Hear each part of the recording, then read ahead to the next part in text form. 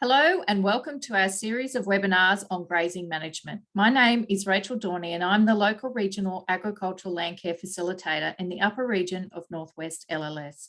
My co-chair is Lana Andrews, who's also a regional agricultural land care facilitator for the lower region of Northwest LLS. We will have a number of speakers in the series of webinars: Mark Gardner from Vanguard Business Services, Nick Henry from Cybo Labs, and Brett Smith from Elders.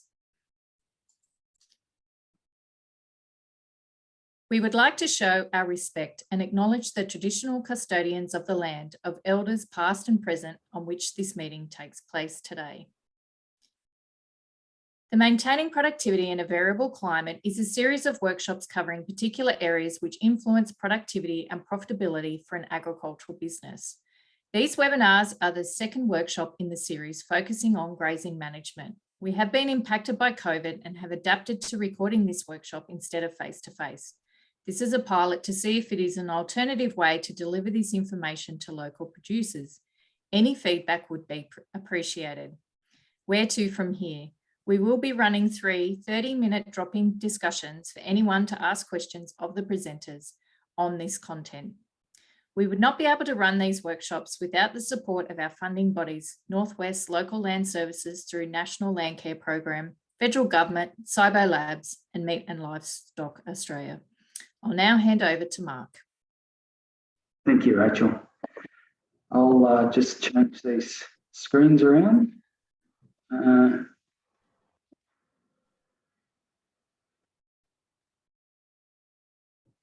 we go. Okay. Thanks very much, Rachel. And I come to you from Wiradjuri country here in Dubbo, so I pay my respects to our elders past, present and emerging down here too. This is the third talk and a short series, discussion series on the topic of maintaining productivity in a variable climate. And in this talk, we're going to focus a lot more on just a few key principles of grazing management.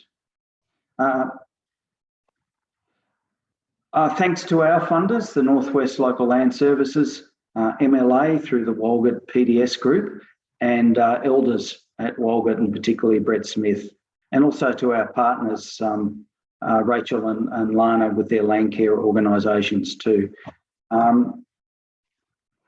So I'd just like to run through a few key principles of grazing management, and we'll have a little discussion about this as we go through. So I think grazing management's a big topic, so I'm not going to, in a 15-minute talk, cover everything involved, but I do want to touch on a few key principles, and folks might want to follow that up either in the discussions or their own training.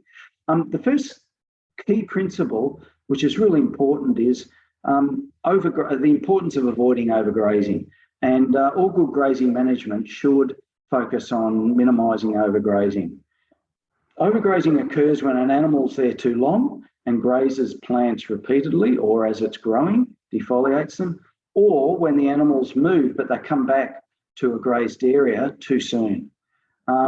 So in the landscape, a fully recovered plant is probably going to look a lot taller in the landscape than perhaps we've been used to seeing. When it's tall in the landscape, its roots are also deep into the landscape, and it can store a lot more energy in those root reserves, so that as it gets defoliated for the next grazing cycle, it can bounce back quickly. The next thing is that the way that we can minimise overgrazing is we need to plan our grazing management, and that whole graze recover cycle becomes very, very important, so that we graze, we move animals through, and they come back when those plants are recovered, the desirable plants have recovered, ready to be grazed again, and they will look quite tall in the landscape.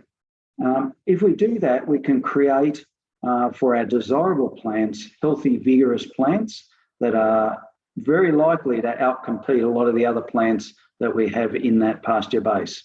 And that's what we're on about.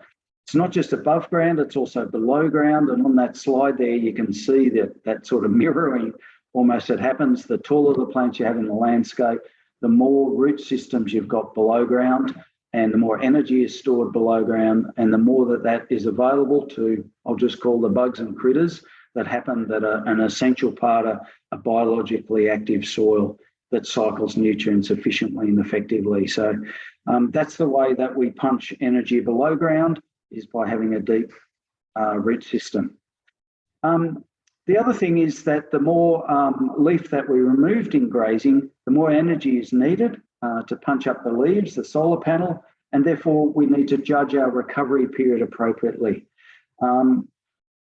So again, the recovery period really drives the whole contemporary grazing management, and we have to plan our grazing to get an appropriate recovery period. And that will be dependent very much on the growth rate, paddock history, and the conditions at that time. So it's very much contemporary grazing management is about a recovery-based grazing approach. Central to this is the need to plan our grazings. It can be quite complex with a number of paddocks. Some paddocks may be a bit wet. Perhaps they don't need to be grazed or have other reasons why they might need to be skipped in our grazing pattern. So we need to schedule our moves in. And the only way we can do that really is to have a plan. And you can do it on paper, or you can do it digitally with a program such as My Grazing. So the grazing plan, it schedules our moves and ensures at the end of the day, the desirable plants get the appropriate recovery period so that they're healthy and in that landscape. The grazing plan is holistic. It takes into account the need of plants, of animals, of the people, of the natural capital, of the farm, production and financial considerations. When we graze recover, there are a number of paddocks recovering in that area of land. It allows us a very easy way of feed budgeting in days of feed ahead for that mob. So that feeds right back into some of the other presentations that we've had about feed budgeting. It's far easier and simpler when we have a graze recovery contemporary grazing approach. The recovery needed for the species in the paddock is going to be really dependent on the conditions at that time. And so we've got to judge that plant recovery period, and that comes from experience, but it also comes from data in your grazing charts and your grazing plan. So observation is really important. The technology that Nick at SIBO is going to talk about is really important, and having records is really important too. So it's best that we judge the recovery period a little bit longer, in my experience. The worst thing that's going to happen is we're going to create a little bit more feed, a body of feed. We're going to have strong, vigorous perennial plants. We're going to have the capacity to create litter and mulch on the soil surface and create conditions for a healthy ecosystem. But be conservative in grazing management. I think my experience is it's better to have a bit longer recovery period than a bit shorter recovery period, because our aim is to reduce overgrazing of the desirable plants and weaken them. Because when we do that, we can alter the pasture composition, and that can cost a lot of money to rectify. Don't forget, animals select their diets, and they'll take some leafy material, some woody stem material, and the odd bit of old grey oxidising material too. They've only got a particular time to graze throughout the day because they've got to ruminate and sleep. Okay, so what we want to try and do is to create conditions so animals are moving into constant plain and nutrition through that graze recover type approach. Interestingly too, we've just put a couple of photos up here for you to understand. We've been taking some transect measures, and this is in 100-metre transect. The range that can exist in the feed on the property in the paddock.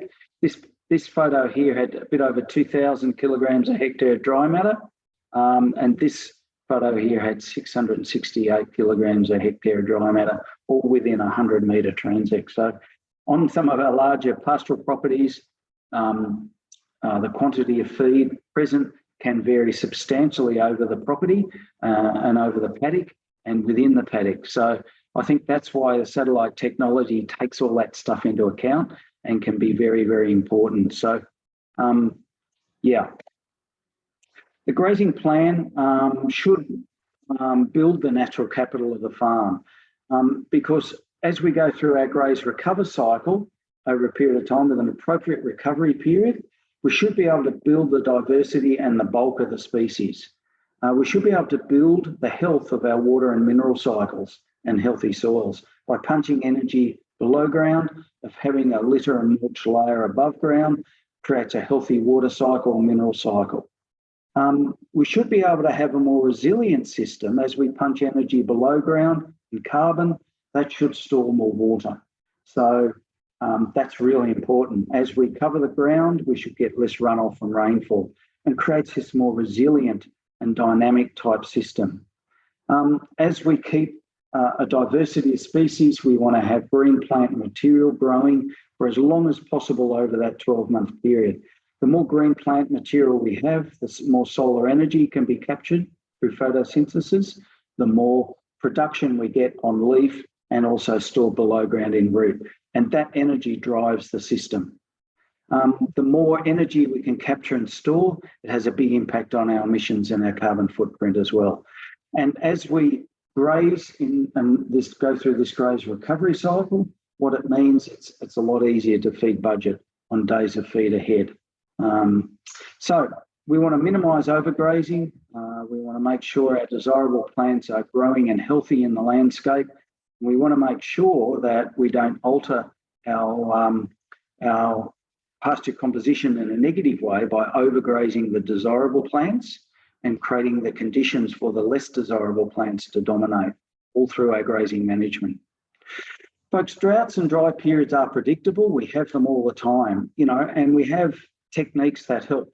Seasonal climate outlooks are a very coarse measure, a ballpark type measure, entering conditions ahead.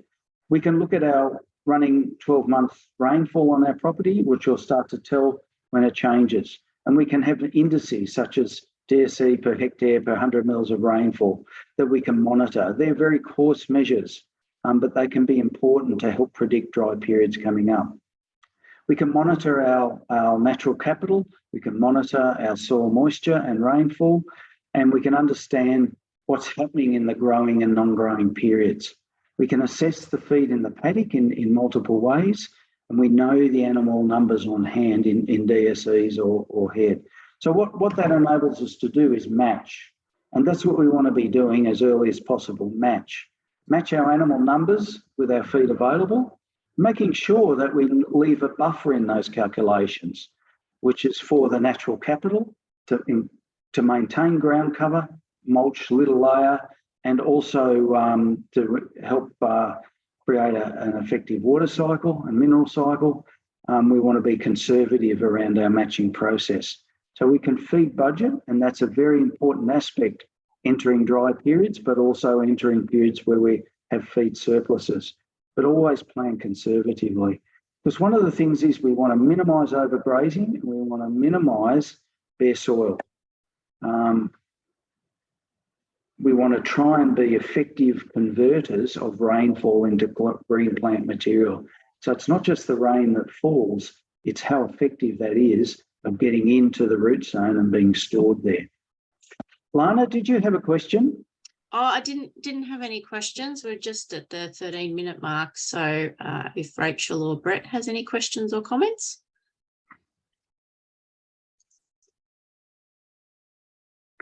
So that's a very quick skim over some key points of grazing management and how important it is to plan your grazing and schedule your moves and to make sure you minimise overgrazing, which is the outcome of the grazing plan, to create the conditions for the most desirable perennial plants to enter the system and to prosper within that system.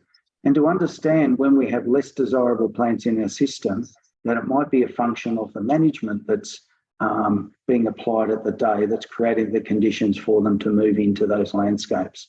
If we can create a healthy sward of and lots of desirable perennial plants, that gives us more resilience. And I think that's very important, whether we be entering a dry period or whether we be entering a period of rapid growth, because those plants fire up very quickly and create green feed very quickly. So I think that's probably the end of the third talk in the series.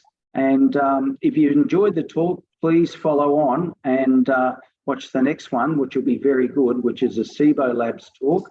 and demonstrating some of the satellite technology that we've been referring to in practice. Thank you very much. Thanks, Mark.